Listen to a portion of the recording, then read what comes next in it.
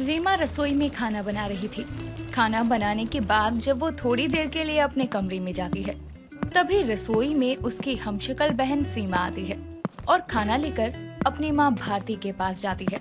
सीमा अपनी माँ को खाना देती है और भारती खाना खा रही होती है और सीमा सर खुजा रही होती है। ये देखकर भारती सीमा से कहती है, क्या हुआ सीमा बेटा, तू फिर से सर खुजा रही है? तूने फिर से कुछ झूठ बोला है क्या? नहीं तो माँ, वो तो ऐसे ही सर में खुजली हो रही है, इसलिए सर खुजा रही हूँ। जरूरी थोड़ी है जब कोई झूठ बोलती हूँ मैं तभी सर खुजा सकती हूँ। हाँ ये बात भी है। चल कोई बात नहीं, मैं खाना खा लूंगी, तू जाकर पढ़ाई कर ले। खाना कैसा बना है माँ? खाना तो काफी अच्छा बना है, लेकिन तू क्यों पूछ रही है? आपको खाना पसंद आया ना? मैंने खास आपके लिए खाना बनाया था। माँ, मेरे सारे दोस्त ना घूमने जा रहे हैं, मुझे भी जाने दो ना। देखो मैं आपके बोलने पर रसोई में जाकर काम भी करने लग गई। मुझे लगा ही था कि तू जरूर किसी काम से ही आई है, वरना तुझे कहाँ ही रसोई का रास्ता पता था।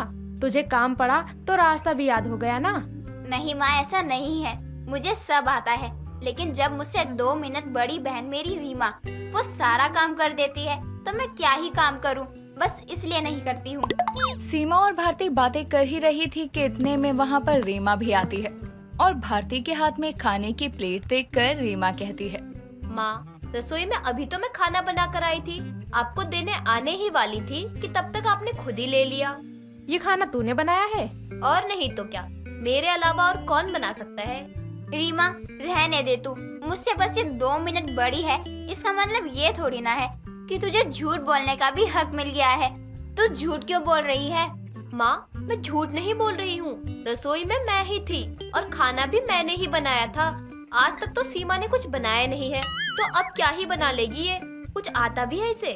रीमा और सीमा में अलग ही बहस हो रही थी कि इतने में वहाँ पर दोनों का भाई मोहन आता है और ये सब बहस देखकर कहता है, अरे बस भी करो, बिना बात के लड़ते रहते हो यार। और रीमा दीदी, जब मैं ना रसोई में गया था ना, तब वहाँ सीमा दीदी ना माँ के लिए खाना निकाल रही थी। देख लिया, मैं बोल रही थी ना, मैंने ही खाना बनाया है। रसोई में जब मैं ही थी तो रीमा कैसे बना सकती है खाना? तू तो चुप ही रह। हम दोनों हमशक्ल बहनों को कभी कोई पहचान नहीं पाता है और बोल रहा है कि रसोई में सीमा थी। रहने ही दे तू। अरे अब बस कर दो सारे, रसोई नहीं हुई जी का जंजाल हो गया। जब से लड़े ही जा रहे हो सब, बस करो सब। चैन से खाना भी नहीं खा सकती क्या अब मैं? भारती सबको डांटती है, इसीलिए सभी चुपचाप वहाँ से चले जाते हैं। लेकिन ये लड़ाई पहली बार की नहीं थी, अब तक ऐसी लड़ाई कई बार हो चुकी थी और रसोई को लेकर तो दोनों हमशक्ल बहनें अक्सर लड़ाई करती। इसी तरह से कई दिन निकल जाते हैं। कुछ दिनों के बाद सीमा रसोई में अपने लिए चाय बना रही थी कि तभी वहाँ पर रीमा आती है और सीमा को चाय बनाते देखकर रीमा कहती है, अरे अच्छा ही है तू चाय बना रही है, मेरा भी बहुत मन कर रहा है चाय पीने का, इसलिए मैं ही रसोई में आई। अभी तू ही बना रही है तो मेरे लिए भी बना दियो। मैं क्यों बनाऊं? ये रसोई तो तेरी भी है ना, तो तू खुद ही बना लेना सबके लिए, और मुझे क्यों बोल रही है? हाँ तो मैंने कब बोला कि ये रसोई सिर्फ मेरी ही है? मैं तो इतना बोल रही हूँ कि तू चाय बना रही है तो मेरे लिए भी बना दे। इतना भी क्या हो जाएगा, एक कप चाय की ही तो बात है। उस दिन तो बड़ा बोल रही थी कि सारा खाना तूने ही बनाया है, रसोई जैसे तेरी ही है ना, तो अब तो चाय भी तू खुद ही बना ले। इतनी सी बात के लिए मुझे क्यों बोल रही है? जब उस दिन मैंने ही बनाया था तो अपना ही नाम लूंगी ना, अब झूठ थोड़ी बोल दूं। एक दिन झूठ बोल देती तो क्या हो जाता है ऐसा? माँ मान ही रही थी मुझे घूमने भेजने के लिए, तब तक तू आ गई और बना बनाया प्लान खराब कर दिया। दोनों की इसी बात पर बहस शुरू हो जाती है और बहस करते हुए दोनों एक दूसरे से काफी लड़ाई करने लगते हैं। एक दूसरे के बाल पकड़कर उनकी लड़ाई शुरू होती है और रसोई के बर्तन यहाँ से वहाँ फेंकने लगते हैं।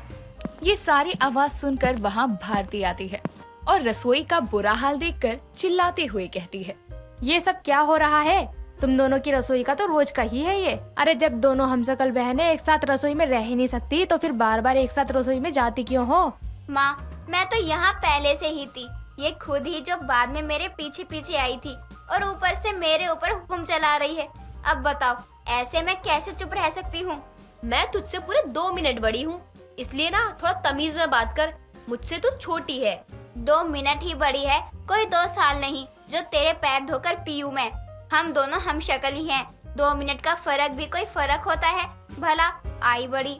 अरे यहाँ अभी मैं खड़ी हूँ तो कितनी लड़ाई कर रही हो तुम दोनों। जब मैं यहाँ नहीं रहूंगी तब तुम दोनों क्या एक दूसरे का सर फोड़ दोगी? बोलो। गलती जिसकी ही हो वो ही माफी मांगे। मैंने तो कुछ भी नहीं किया है। बिना बात के मैं क्यों लपेटे में जाऊं? हाँ, और वो गलती सीमा की है।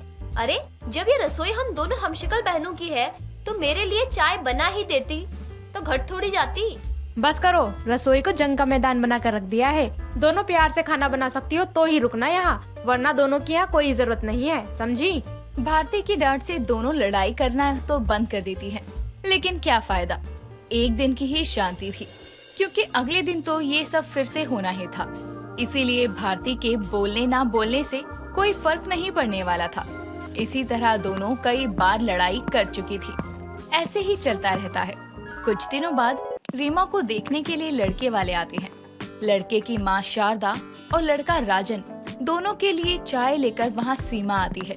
हमशक्ल होने की वजह से उस समय कोई पहचान नहीं पाता और शारदा कहती है, आपकी बेटी तो बहुत ही सुंदर है और जिस तरह से रसोई में इतना अच्छा चाय नाश्ता लेकर आई है ना, हमें तो पूरा यकीन है कि इसकी रसोई भी उतनी अच्छी होगी। जी जी, ये भी कोई पूछने की बात है। मेरी दोनों बेटियों में से रीमा ही है जो बहुत अच्छा खाना बनाती है। आप उसकी रसोई को एक बार देख लोगी तो खुद ही समझ जाओगी अच्छे से। हमें तो बहुत ही खुशी है कि आपकी बेटी की रसोई का खाना हमें खाने को मिलेगा। सब बातें कर रहे होते हैं कि तभी सीमा सर खुजाने लगती है। ये देखकर राजन कहता है, आंटी जी, ये सर खुजा रही है। रीमा बेटा, तो रीमा ही है ना? कहीं फिर से रसोई से सीमा तो नहीं निकल कर आ रही है रीमा के बदले? जी, आपकी ये बेटी है, आप पहचान नहीं सकते क्या जो अपनी बेटी से पूछ रही हो? जी ऐसी कोई बात नहीं है। वो बात ये है ना कि मेरी दोनों बेटियां ना हमशक्ल हैं और हमशक्ल बेटी की रसोई में ये बताना कि खाना किसका है जो बहुत ही मुश्किल हो जाता है। एक को बिल्कुल भी खाना बनाना नहीं आता और दूसरी को बहुत अच्छा खाना बनाना आता है। यहाँ बातें चल रही थी कि इतने में वहाँ पर रीमा भी आ जाती है और कहती है, जी नमस्ते। हाँ, माँ सही बोल रही है। आप जिसकी रसोई की तारीफ कर रही थी ना, वो मेरी ही रसोई थी। हम दोनों जुड़वा बहनों की रसोई में बस मुझे ही अच्छे से खाना बनाना आता है। क्या यार रीमा, तेरे लिए रिश्ता आया था। मैं जानती हूँ कि हम दोनों हमशक्ल बहनों की रसोई है, लेकिन ये बात तो तू भी अच्छे से जानती है कि मुझे खाना बनाना नहीं आता है और जब मैं झूठ बोलती हूँ तो फंस ही जाती हूँ। लेकिन आज जब नहीं फंस रही थी तो थोड़ी देर रुका नहीं गया तुझसे। अच्छा, तो अब तक तुम दोनों मिलकर हमशक्ल बहनों की रसोई के मजे ले रहे थे। वैसे जो भी कहो, मुझे तो दोनों हमशक्ल बहनों की रसोई काफी ज्यादा पसंद आई, क्योंकि दोनों के साथ से ही ना आपके घर की रसोई में रौनक होती है। शारदा को भी दोनों बहनों की रसोई बहुत पसंद आती है और वो शादी के लिए हाँ कर देती है। लेकिन शादी के बाद से ही दोनों हमशक्ल बहनों की रसोई तो होती है, लेकिन अलग अलग घरों में। ये कहानी है रवि की, जो कि बहुत ही मासूम और डरपोक होता है। वो अपने दिल की बात बोलने में बहुत ज्यादा हिचकिचाता था। ऐसे ही समय बीतता है और एक दिन उसकी सोसाइटी में एक सुंदर सी लड़की आती है जिसका नाम रिधिमा था। अगले दिन सुबह ही रिधिमा उठकर मॉर्निंग वॉक पर जाती है। तभी रवि भी कुछ देर बाद वहाँ अपने हाथों में अपने डॉगी जिमी को लेकर वॉक कर रहा था कि तभी उसकी नजर रिधिमा पर पड़ती है और पहली ही नजर में रवि को रिधिमा पसंद आ जाती है। कुछ देर बाद रवि के कुछ दोस्त थे, वो भी पार्क में आते हैं और उनकी नजर भी रिधिमा पर पड़ती है। तो रवि का दोस्त मोहित उससे कहता है, अरे भाई ये देख, लगता है सोसाइटी में कोई नई लड़की आई है, क्योंकि आज से पहले तो मैंने इतनी सुंदर लड़की को देखा ही नहीं है। ओए, तुम लोग ध्यान से सुन लो, इस पर किसी की भी नजर नहीं होनी चाहिए। ये तुम्हारी भाभी है, भाभी। रवि की बात को सुनकर रवि के सब दोस्त हंसने लगते हैं और हंसते हुए रवि से कहते हैं, अबे तेरे बस की है कि तू उसको जाकर ये बात बोल पाए कि तू उसको पसंद करता है। हाँ हाँ, वो मैं देख लूंगा, मुझे किससे कैसे बात करनी है। अभी तो आई ही है वो। ऐसे ही समय बीतता है। अब तो रवि सारा समय रिधिमा के ख्यालों में खोया रहता था और जल्द से जल्द अपनी पड़ोसन से बात करने की कोशिश में लगा रहता था। वो रिधिमा के ख्यालों में खोया ही होता है कि तभी उसके घर की डोर बेल बजती है। अरे यार, ये अब कौन आ गया? बढ़िया पड़ोसन के ख्यालों में खोया हुआ था। रवि जाकर अपने घर का दरवाजा खोलता है तो देखता है कि सामने दरवाजे पर उसकी नई पड़ोसन रिधिमा ही है। उसको दरवाजे पर देखकर रोहित बहुत ज्यादा शर्मा जाता है और बहुत हिम्मत करके बोलता है। अरे आप यहाँ ऐसे, आइए ना, अंदर आइए। रिधिमा घर के अंदर आती है और रवि से कहती है, दरअसल मुझे चीनी चाहिए थी। घर पर कुछ मेहमान आए हैं तो मम्मी ने मुझे यहाँ भेज दिया। तो आपके पास चीनी होगी? हाँ हाँ बिल्कुल, मैं अभी लेकर आता हूँ। रवि रसोई से जाकर चीनी लेकर आता है और रिधिमा को देता है। रिधिमा उससे उसका नाम पूछती है और वहाँ से चली जाती है। ऐसे ही समय बीतता है। अब तो रवि दिन भर बस अपनी पड़ोसन रिधिमा पर ही नजर रखने लगता है। रिधिमा बहुत ही मॉडर्न ख्यालों की होती है। वो छोटे छोटे कपड़े पहना करती थी और रवि उतना ही शर्मीला था। एक दिन रिधिमा छोटे छोटे कपड़े पहनकर क्लब जा रही थी कि तभी सामने से रवि पूजा की थाली लेकर संध्या आरती के लिए मंदिर जा रहा था। दोनों की आपस में टक्कर हो जाती है। रवि की पूजा की थाली पूरी जमीन पर गिर जाती है। रिधिमा रवि से कहती है, सॉरी सॉरी रवि, मैंने तुम्हें देखा नहीं, मैं जल्दी में थी। सॉरी, तुम्हें लगी तो नहीं ना? रिधिमा रवि की पूजा की थाली उठाने लगती है कि तभी रवि रिधिमा से बोलता है, अरे कोई बात नहीं, आप ये सब छोड़िए, मैं इन्हें उठा लूंगा। आप जाइए, आपको देर हो रही है, ये मैं कर लूंगा। ऐसे ही समय बीतता है और रिधिमा वहाँ से चली जाती है और क्लब जाकर अपने दोस्तों के साथ पार्टी करती है, ड्रिंक करती है। रिधिमा क्लब से आ रही थी। लेट नाइट रवि सोसाइटी में अपने डॉगी जिमी को वॉक करवा रहा था। कुछ देर बाद रिधिमा सोसाइटी में आती है कि तभी रवि का डॉगी जिमी रिधिमा को देखकर तेज तेज भौंकने लगता है। रवि जिमी को कंट्रोल कर ही रहा होता है कि तभी रिधिमा कहती है, अरे दूर करो इसको मुझसे, देखो कैसे भौंक रहा है मुझे देखकर। मुझे कुत्तों से बहुत डर लगता है, इसको दूर करो मुझसे। नहीं नहीं, तुम डरो मत, कुछ नहीं करेगा ये तुम्हें। अभी ये तुम्हें जानता नहीं है, बस इसलिए ऐसा कर रहा है। अब बाकी मैं हूँ ना, तुम डरो मत। कुछ देर बाद जिमी अपने आप ही शांत हो जाता है। रवि रिधिमा को उसके घर तक छोड़ कर आता है। रिधिमा रवि से कहती है, थैंक यू रवि। ऐसे ही समय बीतता है। अब तो रवि दिन भर अपनी खिड़की से अपनी पड़ोसन रिधिमा को देखते रहता। ऐसे ही एक दिन रवि रिधिमा को खिड़की से देख रहा था कि तभी रवि देखता है कि रिधिमा के घर में कुछ लड़के हैं जिनके साथ वो बहुत हंस रही है। रवि अब अपनी खिड़की के ही चक्कर काटने लगता है और अपनी पड़ोसन रिधिमा पर नजर रखने लगता है। कुछ देर बाद रवि को खिड़की पर कोई नजर नहीं आता। रवि घर से बाहर निकलता है और कुछ देर बाद रिधिमा के घर से वो लड़के बाहर आते हैं। रिधिमा उन लड़कों से कहती है, बाय भैया, अपना ख्याल रखना और जल्द ही दोबारा आना। आपसे मिलकर बहुत अच्छा लगा। रिधिमा की ये बात सुनकर रवि मन में कहता है, ओ अच्छा, तो ये रिधिमा जी का भाई है।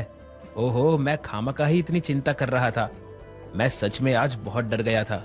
रवि ये सब मन में सोच ही रहा था कि तभी रिधिमा रवि को आवाज देते हुए उससे कहती है, रवि, अरे तुम यहाँ क्या कर रहे हो?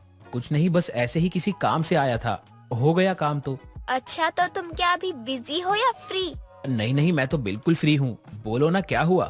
कुछ नहीं, बस तुम्हें आज लंच पर इनवाइट करना चाहती हूँ, अगर तुम्हें प्रॉब्लम नहीं हो कोई तो।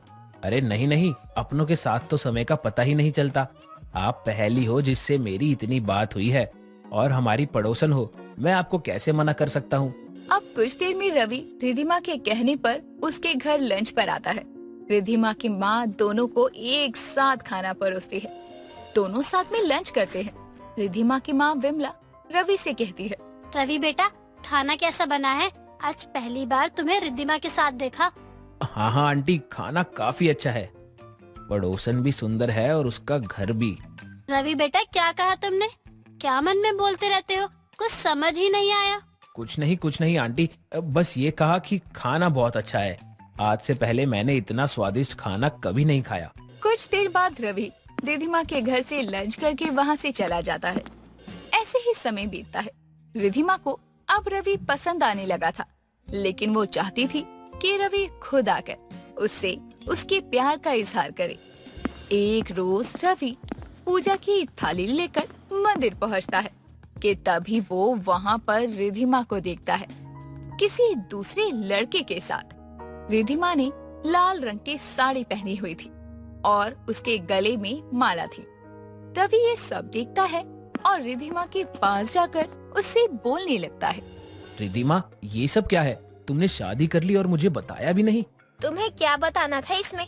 मुझे ये लड़का पसंद था और इसको मैं पसंद थी, तो हमने शादी कर ली। और मेरा क्या? मैं जो तुमसे इतना प्यार करता हूँ उसका क्या? तुमने एक बार भी मेरे लिए कुछ नहीं सोचा? लेकिन तुमने एक बार भी मुझसे आकर भी तो नहीं कहा ना कि तुम मुझसे प्यार करते हो। हाँ, लेकिन लेकिन कुछ नहीं। अब मुझे जो जानना था वो मैंने जान लिया। मुझे पहले से ही पता था कि तुम मुझे पसंद करते हो। तुम्हें क्या लगा तुम पड़ोसन पर नजर रखोगे और पड़ोसन को खबर तक नहीं होगी? मुझे तो बस सब कुछ तुम्हारे मुंह से निकलवाना था, जिसके लिए मुझे ये सब झूठ और ड्रामा करना पड़ा। तुमने तो मुझे डरा ही दिया रिधिमा। तुम्हें पता भी है कितना डर गया था मैं। मुझे तो लगा तुमने सच में शादी कर ली। दोनों ही अब एक दूसरे को अपनी मन की बात बता देते हैं। ऐसे ही समय गुजरता है। रिधिमा ये बात अपनी माँ को बताती है। दूसरी तरफ रवि भी अपनी माँ को रिधिमा के बारे में सब कुछ बताता है। रिधिमा की माँ विमला रिधिमा से कहती है, अच्छा, तो ये वही रवि है जो उस दिन घर पर आया था। लड़का तो अच्छा है, मुझे भी पसंद है रवि।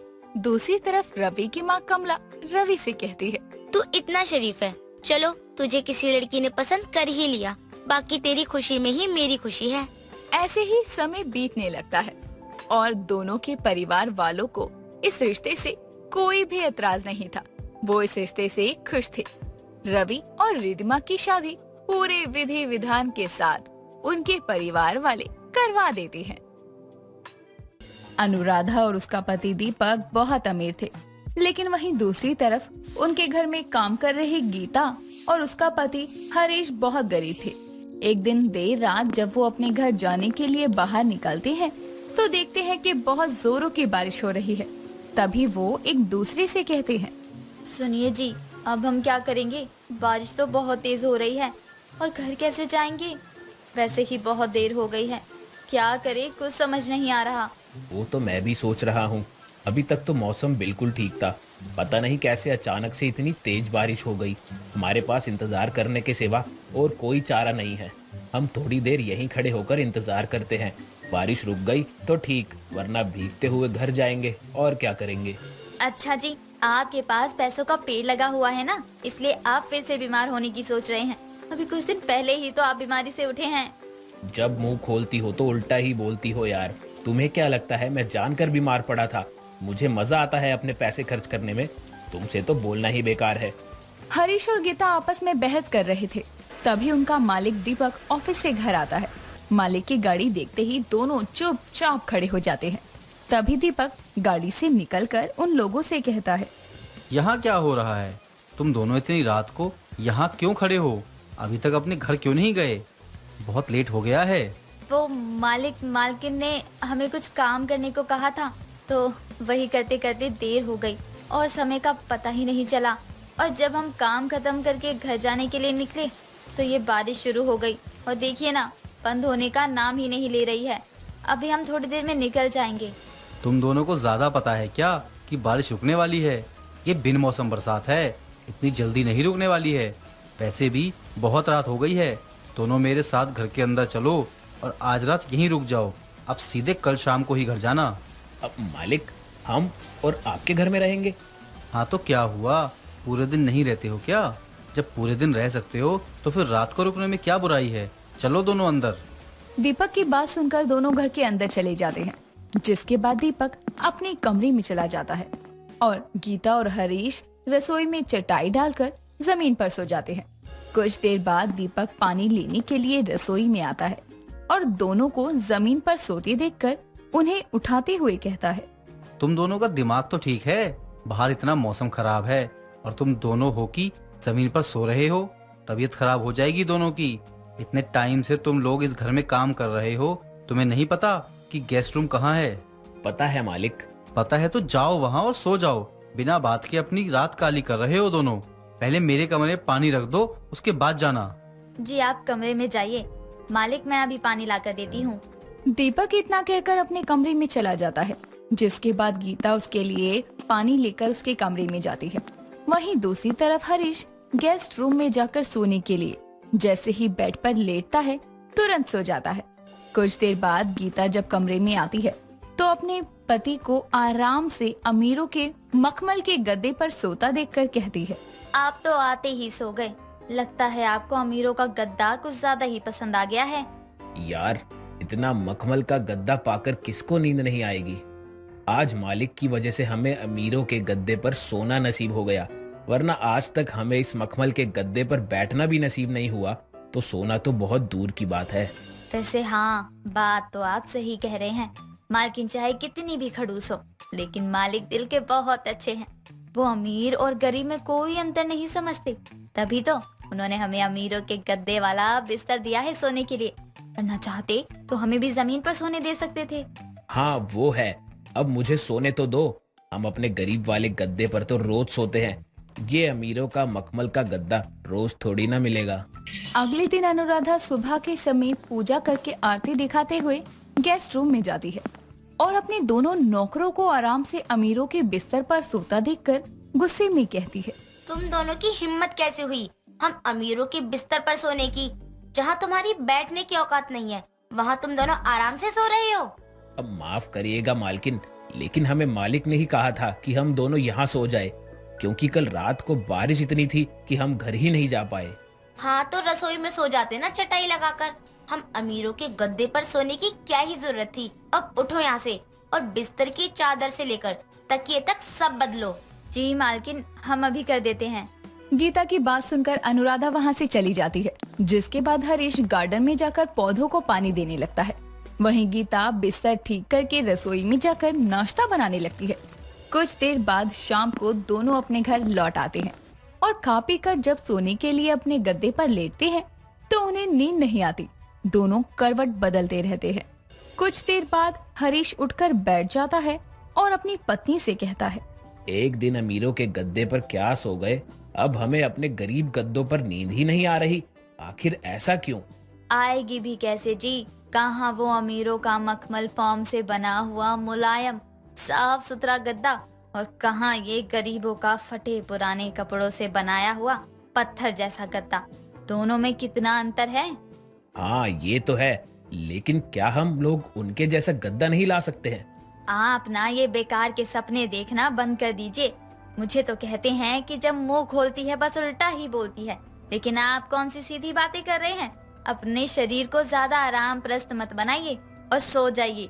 सुबह अगर काम पे देरी से पहुँचे ना तो मालकिन जान ले लेगी। गीता की बात सुनकर हरीश निराश मन से दोबारा लेट जाता है और अपने गरीब गद्दे पर ही सोने की कोशिश करता है। समय बीतता है। तभी एक दिन अनुराधा और दीपक घूमने के लिए जाते हैं, साथ ही अपने नौकर हरीश और गीता को भी लेकर जाते हैं। कुछ देर बाद सभी एक पार्क में पहुंचते हैं, जहां अनुराधा बैठने के लिए एक एयर मैट्रेसेस लेकर आती है।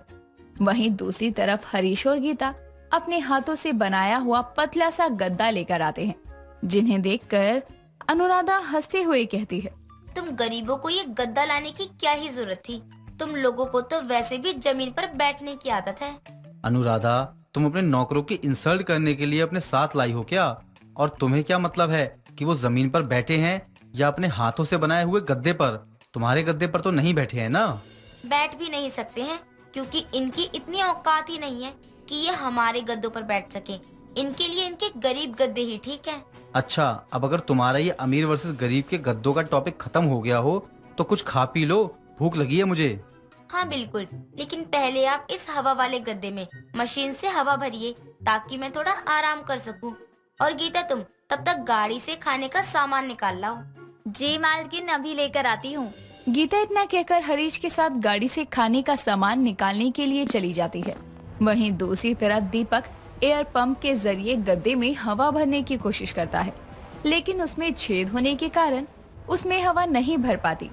तब तक गीता और हरीश भी खाना लेकर आ जाते हैं और तभी दीपक कहता है, देखो, मुझे लगता है तुम्हारे इस एयर मैट्रेस में कहीं छेद है, जिसकी वजह से हवा पास हो रही है, इसलिए तुम्हारा गद्दा तैयार नहीं हो पा रहा है। अब तुम्हारे पास दो ऑप्शन है, या तो तुम मेरे साथ गरीब के गद्दे पर बैठो या फिर जमीन पर। मर्जी तुम्हारी है, क्योंकि गरीबों से परेशानी तुम्हें है, मुझे नहीं। दीपक इतना कहकर आराम से अपने नौकरों के गद्दे पर बैठकर खाना खाना शुरू करता है और अनुराधा के बहुत कोशिश करने के बाद भी जब एयर मैट्रेसेस में हवा नहीं भरती तो आखिर में उसे भी गरीब के गद्दे पर ही बैठकर खाना पड़ता है और अमीर का गद्दा धरा का धरा रह जाता है।